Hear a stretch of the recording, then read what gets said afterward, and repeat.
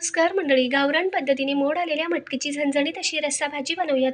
यासाठी एक पाव किलो एवढी मटकी धुवून पाणी निथळायला ठेवली. आता गॅसवर कढई ठेवून घेतली. पोहे खाण्याची 4 चमचा एवढे तेल गरम झाल्यावर मोहरी, जिरे, हिंग, कढीपत्त्याची पानं, ठेचलेले लसूण पाकळ्या, हळद घालून चांगली चरचरीत फोडणी झाल्यावर मटकी घातली, परतवून घेतलं. आता एक दीड ग्लास एवढं गरम पाणी घातलं. चवीनुसार मीठ घालून मंद आचेवर मटकी शिजू देऊयात. इकडे 2 कांदेही भाजत आले होते. तव्यावर सुके खोबरे, धने, अजून काही मसाले भाजून घेतले. त्याच गरम तव्यावर आता थोडीशी शिजलेली मटकी तेल टाकून अगदी परतवून घेतली आणि मटकीसह सर्व मसाला मिक्सरच्या भांड्यातून वाटण तयार करून घेतले. गॅसवर आता कढाई ठेवून घेतली. तेल गरम झाल्यानंतर एक तमालपत्र तोडून असं घातलं, वाटण घातलं. वाटण परतवल्यानंतर आता काही पावडर मसाले घालूयात. चांगलं परतवून घेऊयात. तेल सुटेपर्यंत आणि प्रमाण कमी होईपर्यंत मस्त असं परतवलं.